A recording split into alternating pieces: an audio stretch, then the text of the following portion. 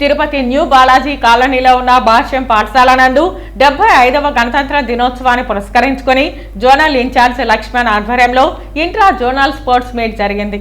ఈ కార్యక్రమానికి ముఖ్య అతిథులుగా తిరుపతి నగర mayor doctor Sirisha, Ruia hospital deputy superintendent doctor Subbarao, Acharya charitable trust founder doctor Madhusudan Rao విచ్చేసి విద్యార్థులకు గణతంత్ర దినోత్సవ శుభాకాంక్షలు తెలియజేసి జెండా వందనం చేశారు. అనంతరం క్రీడా జ్యోతి ప్రజ్వలనం చేసి క్రీడలను ప్రారంభించారు. అతిథులు విద్యార్థులను ఉద్దేశించి మాట్లాడుతూ క్రీడల వలన ఏకాగ్రత పెరుగుతుందని, మానసిక ఒత్తిడి తగ్గుతుందని, స్నేహపూరిత వాతావరణం అలవాటు పడతారని, శారీరక ఎదుగుదలకు క్రీడల ఆవశ్యకతను తెలియజేస్తూ క్రీడలలో గెలుపోటములు సహజమని, అన్నింటినీ సమానంగా స్వీకరించాలని తెలియజేశారు. ఈ కార్యక్రమంలో ప్రిన్సిపల్ బాలాజీ, శ్రీనివాసరావు, ఆంజనేయులు తదితరులు పాల్గొన్నారు.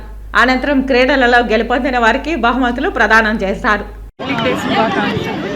అట్లాగే ఇవాళ భాష్యం విద్యా యాజమాన్యం అందరూ ఇక్కడ తిరుపతిలో జోనల్ స్పోర్ట్స్ మీట్ ఇక్కడ కండక్ట్ చేయడం జరుగుతుంది. దీన్ని ఇనాగ్రేట్ చేయడం చాలా ఆనందంగా ఉంది.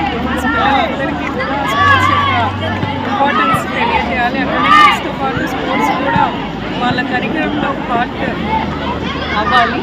సో ఇవాళ ఇన్ని ఈవెంట్స్, స్పోర్ట్స్ ఈవెంట్స్ని ఆల్మోస్ట్ 4 బ్రాంచెస్ తిరుపతిలో ఉన్న 4 భాషా బ్రాంచెస్ అన్నీ కలిసి స్టూడెంట్స్ ఇక్కడ పార్టిసిపేట్ చేస్తున్నారు. పిల్లలు ఎంతో ఉత్సాహంగా పార్టిసిపేట్ చేస్తున్నారు. సో పిల్లల్ని ఎంకరేజ్ చేస్తున్నటువంటి భాషా ఎడ్యుకేషనల్ ఇన్స్టిట్యూషన్ వాళ్ళు అభినందిస్తూ ప్రతి ఒక్కరు స్పోర్ట్స్ని తమ డైలీ లైఫ్లో పార్ట్ చేస్తుంటే ఖచ్చితంగా చాలా మటుకు చాలా డిసీజెస్కి మనం ప్రివెంట్ చేయవచ్చు.